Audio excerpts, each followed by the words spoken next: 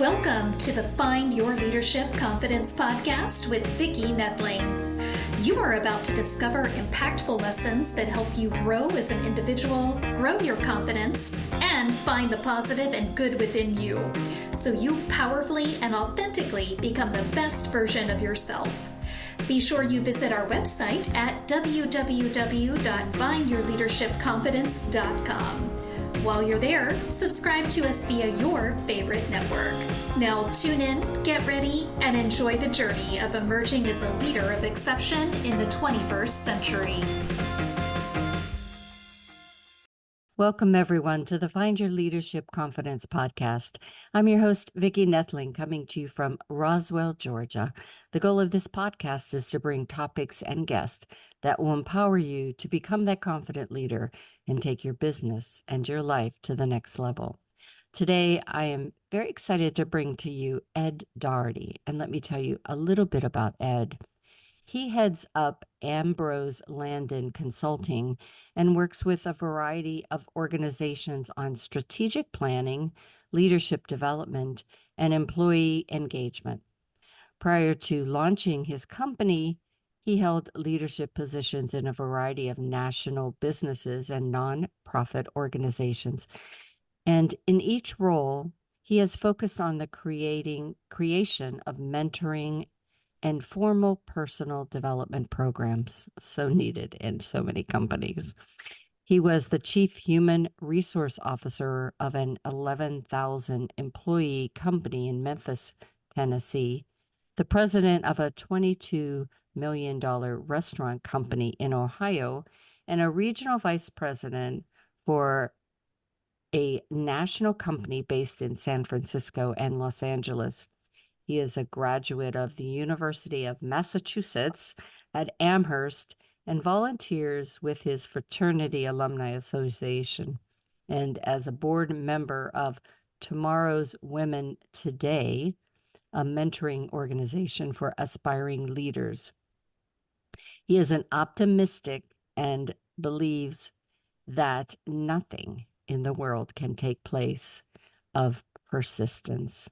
For evidence, he cites the fact that he ran his first marathon at the age of 70 and published his first book at the age of 72. So we are going to talk about that subject of optimistically persistent. Please join me in welcoming my guest, Ed Doherty. Ed, so happy to have you on. I'm delighted to be here. There is certainly no excess leaders in the world, and the more leaders we can develop, the better for everybody.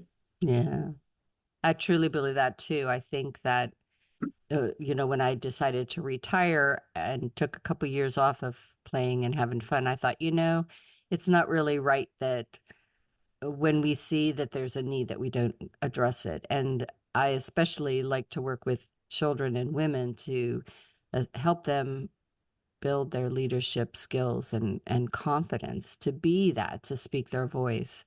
So I'm excited for you to share all the things that you have to share. But we have two easy questions that we always start with. The first is to share a bit about where you live. Where do you call home? So I'm just outside of Boston. I grew up here. I moved away for 25 years, California, Tennessee, and Ohio, and then we came back 18 years ago. Both of our mothers were still alive, so we wanted to spend some time with them. Awesome. Yeah, you still have that Boston accent. So I died. I don't try, though. And the second question is, we gave a lot about your professional accolades and things, but as we heard in your journey, it wasn't a straight line. It was really a lot of different turns in your path to lead you where you are today. So tell us a little bit about, where were those aha moments as you went along that really guided you to the mission you're on today? Well, the first one that I think about was one of my cliches is feedback is a gift. Yeah. And in my early 30s, I was in Los Angeles. I had 56 restaurants. The regional vice president toured with me. And at the end of the day, after we gassed up before we went back to the office, he said to me, you know what you do best in your job? Getting gas. No, nobody gets gas better than you do. And I realized that I had better listen. So instead of it turning into a regular verbal beating every week, I encouraged him to give me feedback. And I took the feedback. I saw the results. He gave me more. I did more. And eventually I was promoted. And I attribute it all to that Texaco station conversation where getting gas was the best thing I did. Wow. And, I think it really leads to something that I often talk about with my guests, and that's mindset. You could have taken that and just been defeated and really not said, make it a challenge to do Yeah, something one of more to one change. of the things I mentioned when I talk about that is that in my experience, the inability to take feedback is a self-inflicted glass ceiling.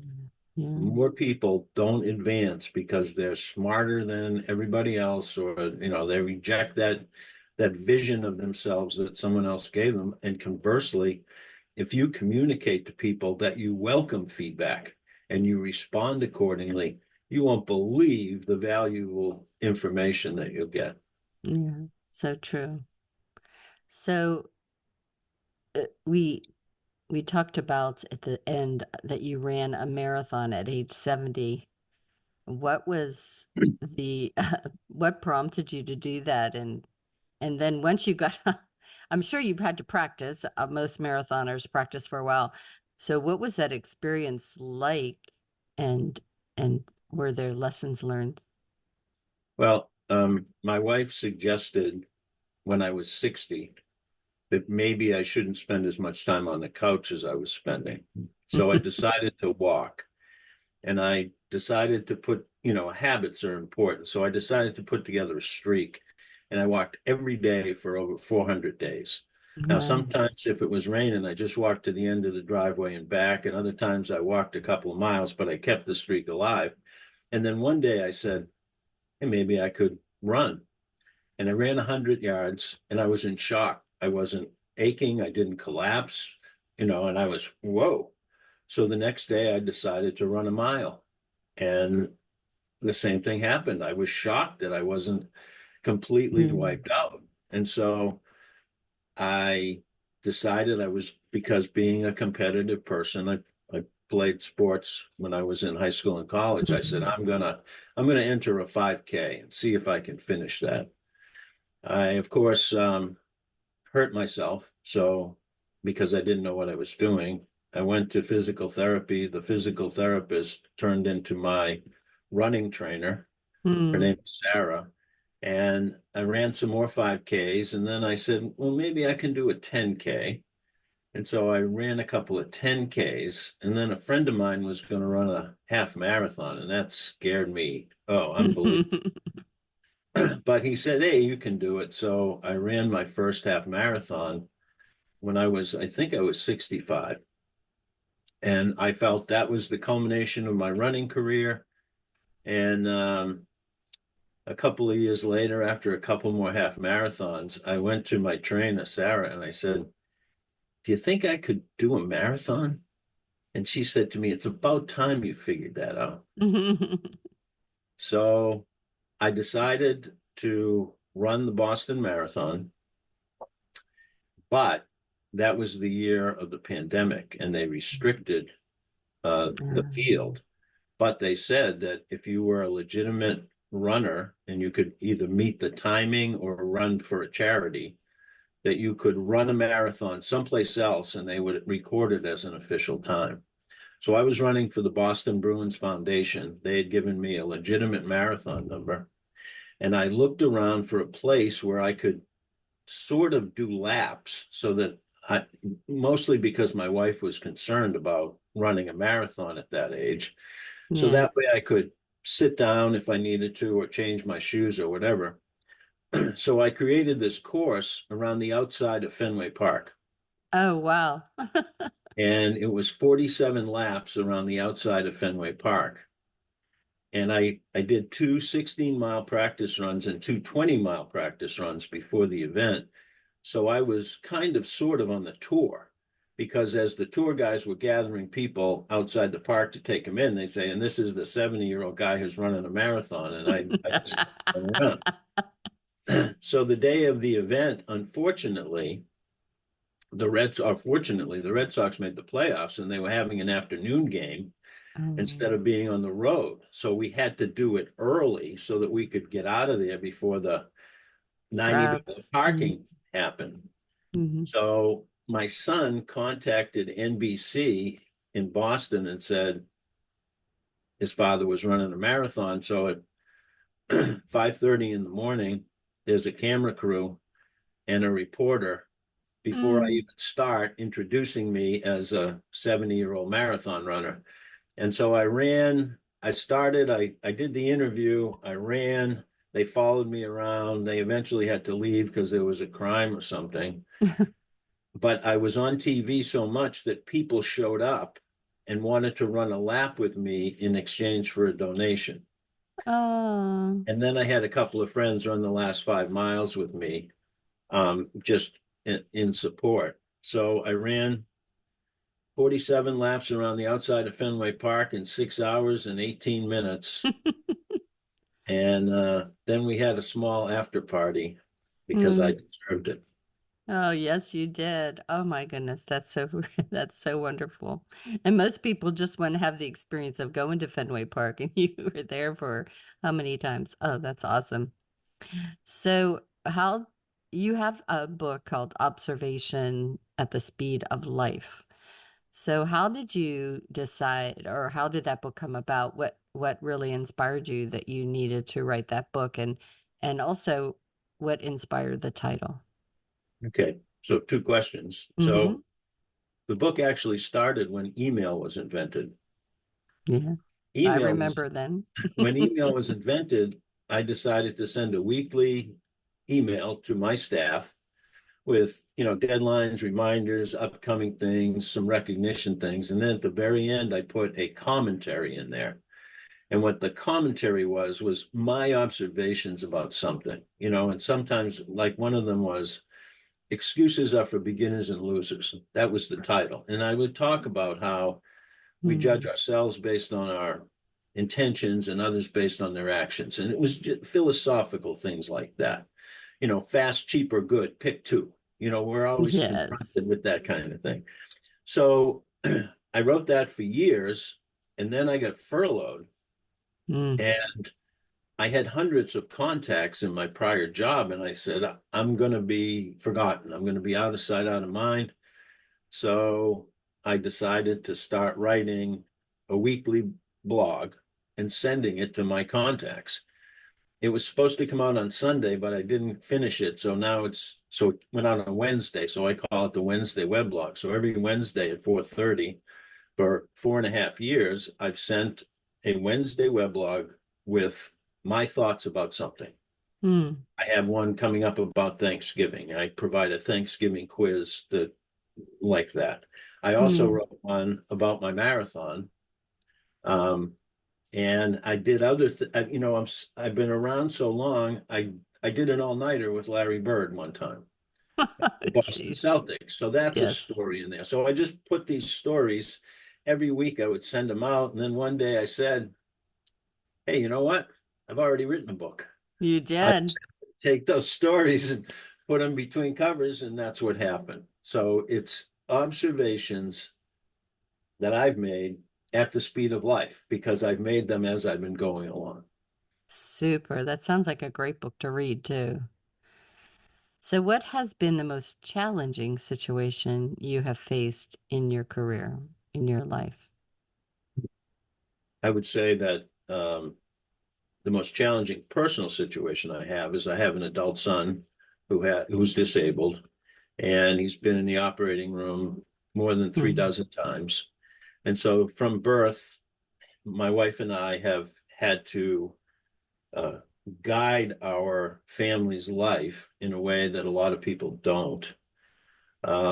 We've been married 50 years, so we survived, if you know what I mean. I know. It worked for us. I would say the most difficult professional situation I faced is a lot of people can't work for an idiot. Yeah. True. And early on, when I was working for an idiot, I realized this was going to occur again.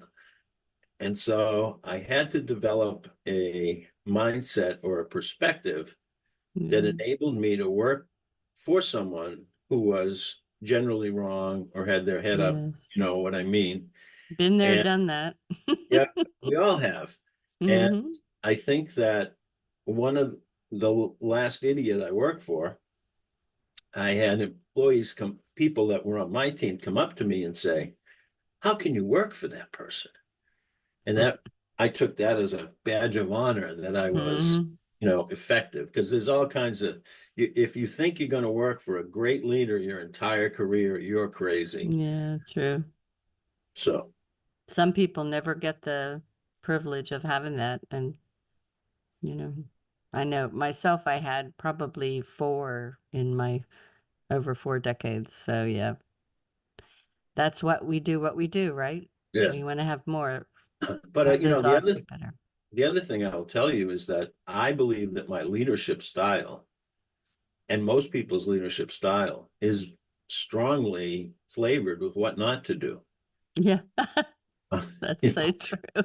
so Even whenever I teach public speaking, uh, we focus on the fact that when that you learn more as a speaker doing the evaluations of mhm. somebody, the feedback, because it shows you, oh, well, I'm never doing Yeah, that, or right. oh, I see what happens, and so you do. I think you do learn, as we all should know, we learn more from our failures than our Hmm. successes or things that come easy.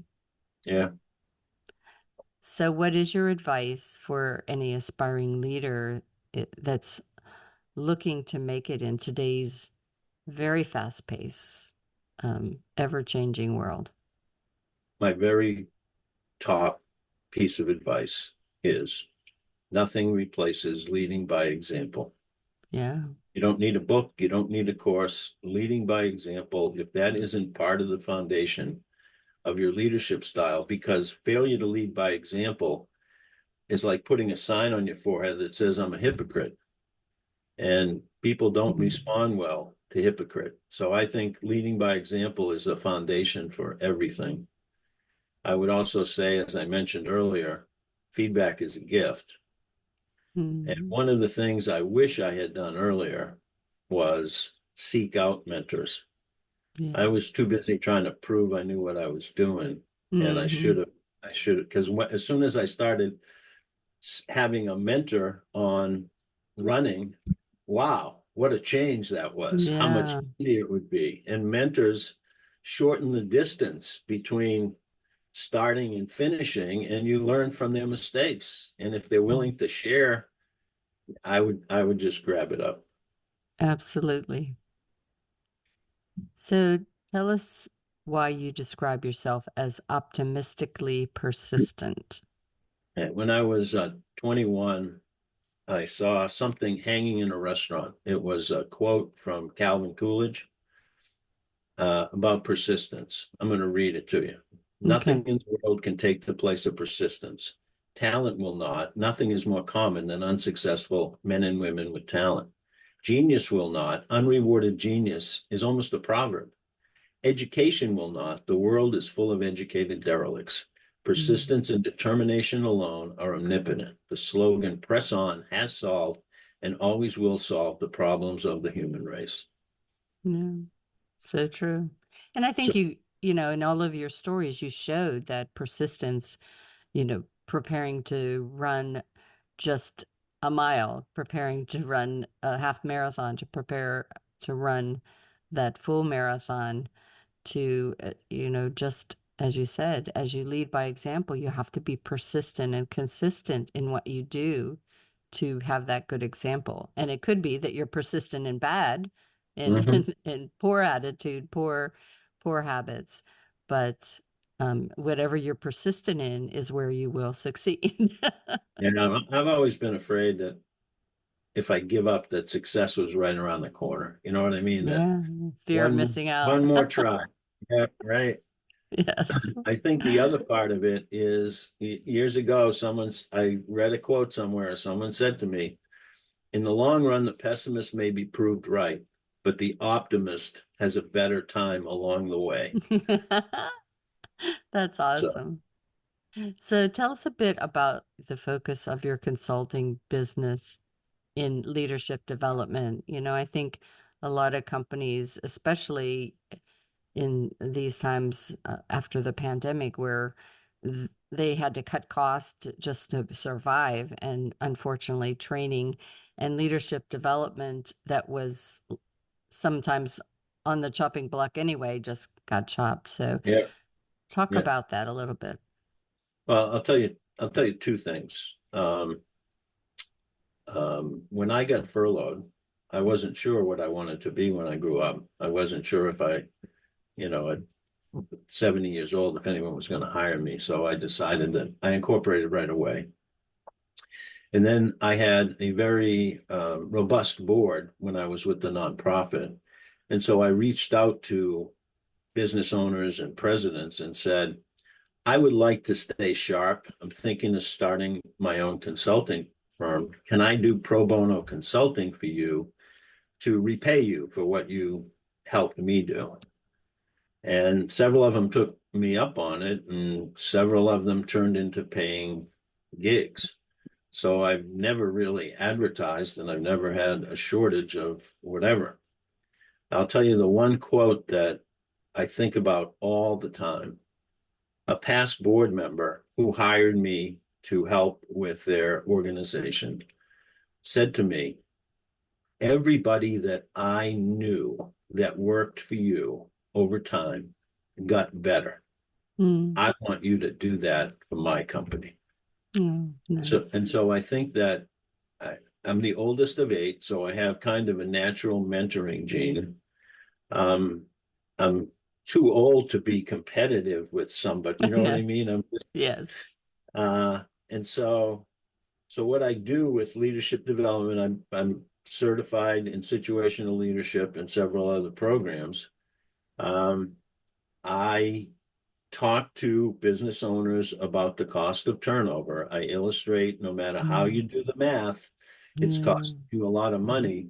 And if using leadership development, it's always the manager. I mean, people leave because of the manager. Yeah, they do. If your manager is better or more skilled or more talented, you're going to reduce turnover. And so far, I've been right. Yep. And it's worked. The other thing I do is because I had that extensive chief human resource officer experience, I have a lot of insight into interviewing, individual development plans, that side of human resources rather than the compliance and the workers' comp side. It's more people development side. And I'm also a strengths finders advocate. And one of my top strengths is strategic. So people come to me and say, how can we get from point A to point B? And I just have a way to analyze that and work with people on doing that. So that's what I do. When I became a consultant, I decided, hey, first of all, I love my boss because I'm a one-person team. And why would I spend my time doing things that I didn't like to do or I wasn't talented at? So that's what I do. I only do things that I know what to do.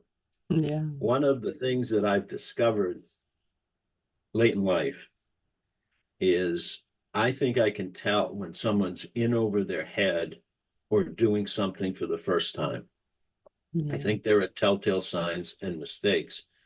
And in my job, one of the things that surprises me is I'm never nervous. I'm really never stressed out because I'm only doing things I know how to do or I've done 10 times. Exactly. And so it's natural. Yeah. Do what you love. Love what you do. Right. Well, it's interesting that you say that, because one of my favorite stories in the book relating to Fenway Park Mm-hmm. was I connected with this 80-year-old usher when I was 30 years old. I ran a restaurant across the street from Fenway Park. He used to come in, before games. I'd see him at the game. Eventually, I would sit with him on aisle 17. There were a couple of seats that season ticket holders never came to. And Mm-hmm. so I would come to the park. I'd go up and see him, say hello. He'd say the seat's going to be empty. I'd sit in seat 2. In the 3rd inning, he'd come up and sit in seat 1. And for 4 or 5 innings, he just shared his wisdom with me over the Nice. years, and we talk about things. And the Christmas before we moved to California, I realized that he didn't really have a family. He had a daughter who wasn't around. He had lost his wife, and he had no place to go for Christmas. Mm. So we invited him over for Christmas Eve. And what do you get an 80-year-old usher? You get him some aftershave. You can smell in the bleachers, I guess. But I got him a little red towel that he could use to wipe the seats off, because I had noticed that his towel was frayed and, faded. So when he opened that little red towel, you would have sworn I gave him gold, frankincense, and myrrh. I mean, it was, to this day, Wow. it's touched him so much. So we moved to California, and every year I'd come back. I'd make sure to go to one game. I'd go to see him. We'd catch up and talk. And then one year I came back and he wasn't in his station. And I Mm. thought the worst. Yeah. And someone told me, no, they gave him a sitting job because he was pretty old now, over by under the bleachers. So I went to see him. He was sitting down. And I don't know if you've ever had been face to face with someone you're never going to see again, but both of us knew that we were never going to see each other again. Mm. And we talked about the years we sat together, what was going on. And he held up the little red towel that now is 10 years old, and thanked me. I left. The next year I came back, he was ushering someplace in the sky. Yeah. But I remember that little red towel Yeah. as Oh my goodness. Wow. Such a good story. it's an observation at the speed of life. Yeah. Oh my goodness. I'm telling you guys, you got to get this book. All right. It is time now for me to share my screen that has contact information. You know that if you're just listening, you can get all this information on my YouTube channel, Vicki Noethling. So please subscribe, as well as my findyourleadershipconfidence.com website. You can definitely find it in the show notes. So as always, the website is ambroselanden.com. That's AMBROSELANDEN.com, ambrose.com. And LinkedIn, you can find him by his name, Edward Doherty, Doherty. And I'm going to turn it over to Ed. He's going to talk to you about what you can find if you go to his website, any links, those blogs that he talked about, as well as any other resources, and what he does out there on LinkedIn. So Ed, it's all yours. Thanks, Vicki. So every Wednesday at 4:30 in the morning, I post my weekly weblog on LinkedIn. This Wednesday, the title of the weblog is Chocolate Chip Cookies in San Francisco. Mm. I'm also in the midst of doing an audiobook. I wanted to narrate it myself because I write like I talk, and it just made sense. Yeah. So I'm about halfway through, should be ready to go by Thanksgiving, and I'm having the book translated into Spanish as well. Nice. Well, I have some exciting things coming up. Awesome. You can reach me at any of these places. I'm happy to respond. I am looking for additional subscribers. The book, if you want the book, it's available on Amazon and Barnes and Noble. Perfect. And I'm sure that the audiobook will be available on Apple and other formats like that. And, Fantastic. I'm only 73, so I got plenty of time You to do. make a difference. And I love being on with you because I'm a leadership junkie. I don't know another way to Yeah, describe it. I know. And it's been so great having this conversation together with you. And we could talk for a long time on a lot of different subjects, but definitely on how we need to be better leaders. I teach leading with the heart, the head, and the hands, and it is all about that leading by example, empathy, emotional intelligence. Get to know your people. Your company is not made of numbers and dollars. It's made of people, your best Right. assets, and how you treat them will be the difference with whether or not you're successful. So thank you for doing all you do at Ambrose. And I am always happy to have guests like you on the show. Thank you very much. It was my pleasure. I enjoyed it.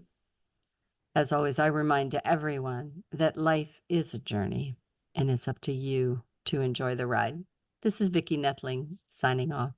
Thank you for tuning into the Find Your Leadership Confidence podcast with Vicki Noethling, where we share impactful lessons that help you grow as an individual, grow your confidence, and find the positive and good within you so you powerfully and authentically become the best version of yourself. Remember to visit our website at www.findyourleadershipconfidence.com and enjoy even more great episodes like this one. Again, while you're here, subscribe to us via your favorite network. We look forward to seeing you next time on the Find Your Leadership Confidence podcast.